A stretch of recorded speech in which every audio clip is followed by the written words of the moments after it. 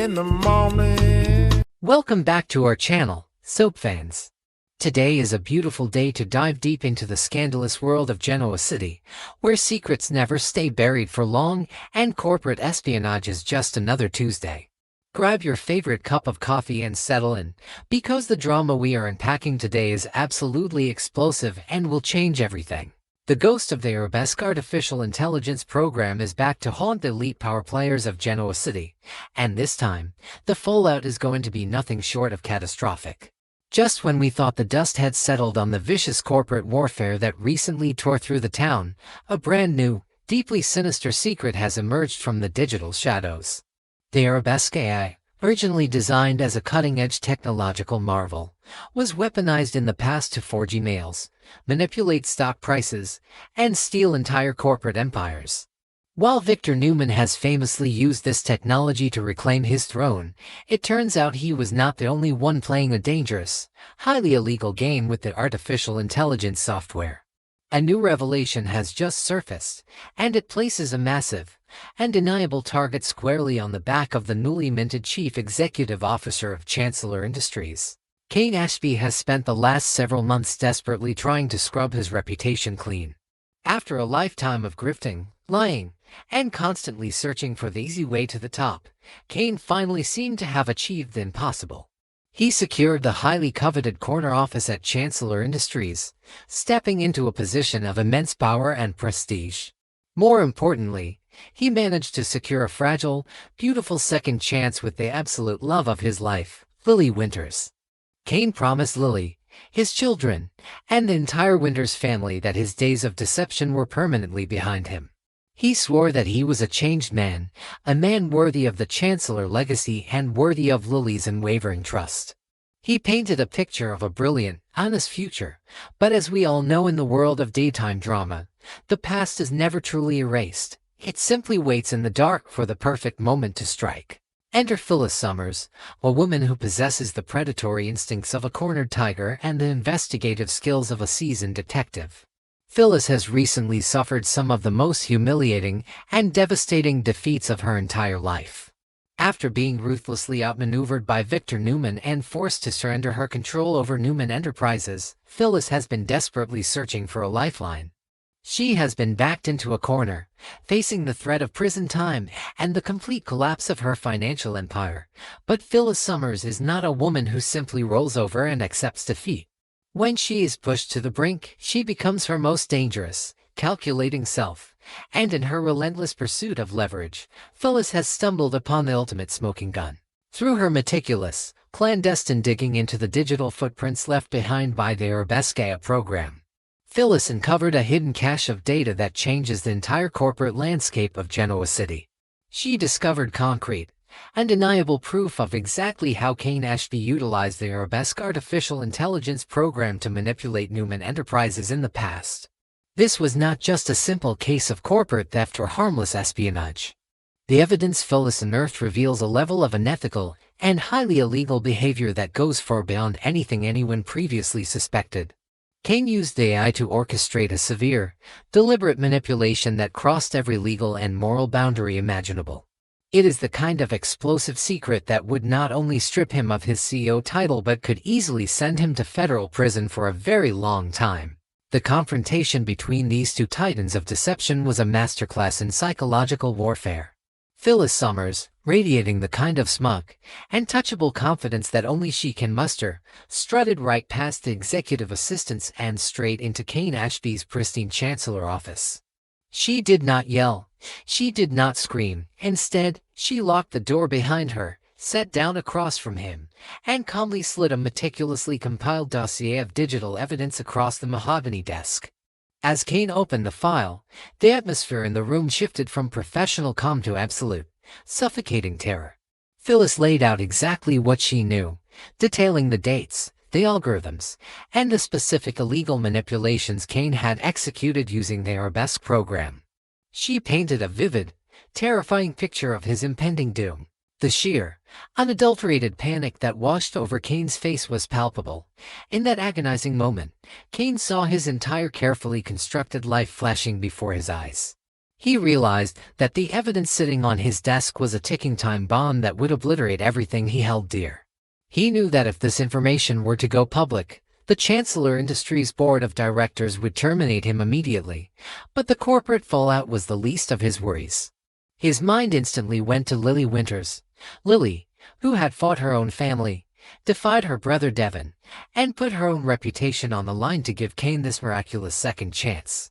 If Lily found out that Kane had engaged in such severe, illegal deception while promising her complete honesty, it would break her heart into a million irreparable pieces.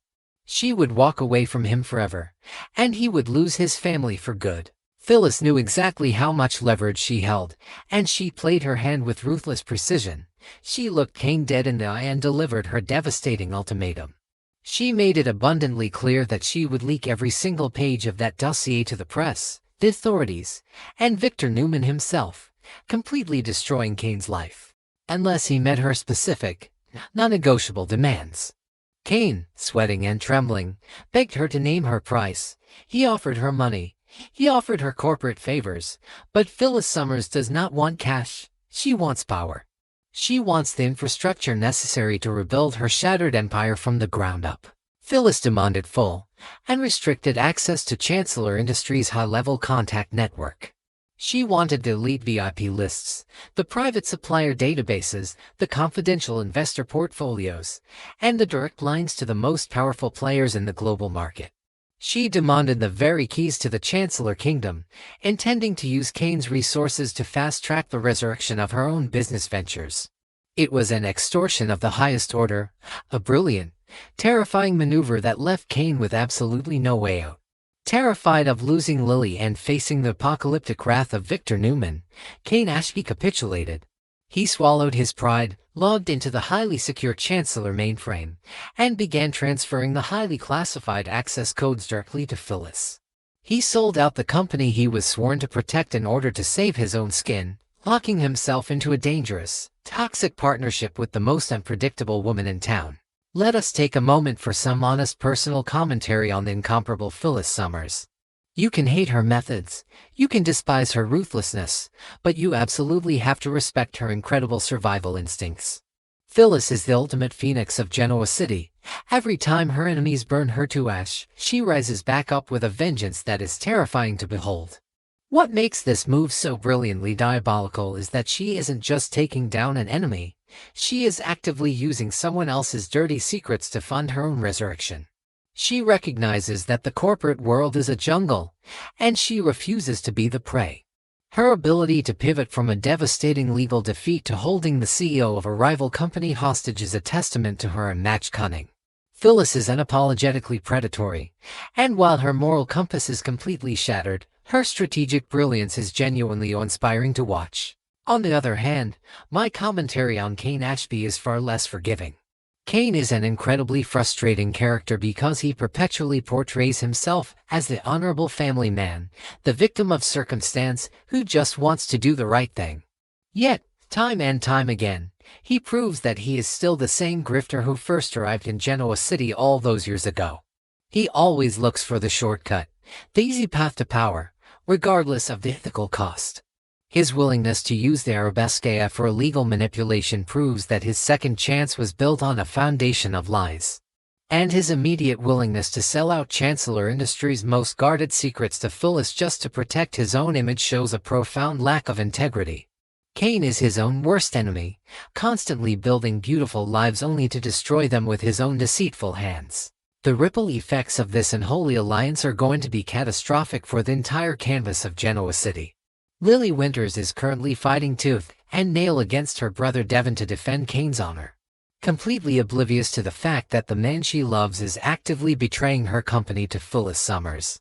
When this secret inevitably comes to light, the betrayal will not just destroy Kane and Lily's romance, it will cause a massive, explosive civil war within the Winters family. Devin will feel entirely vindicated in his hatred for Kane, and Lily will be left humiliated and broken. Furthermore, Victor Newman is already secretly using Matt Clark to spy on Kane. If Victor catches wind that Phyllis has her hands in the Chancellor cookie jar, the resulting corporate bloodbath will be legendary. Looking ahead, My prediction for what happens next is that Kane Ashby will not be able to handle the immense psychological pressure of being Phyllis's corporate puppet. Kane is a cornered animal, and eventually, he is going to try and bite back. I predict that Kane will attempt to orchestrate a desperate, highly risky counter-blackmail plot to trap Phyllis and regain his freedom. However, because Kane is notoriously clumsy when he panics, he will leave a digital trail. I foresee Lily Winters or perhaps even Billy Abbott stumbling upon the encrypted data transfers between Kane and Phyllis. The moment Lily realizes that Kane has compromised the legacy of Catherine Chancellor to cover up his own past crimes, the truth will explode in a spectacular public confrontation, stripping Kane of everything he holds dear. This storyline is heating up to be one of the most thrilling corporate thrillers we have seen in years, blending high-tech AI espionage with classic, messy soap opera blackmail.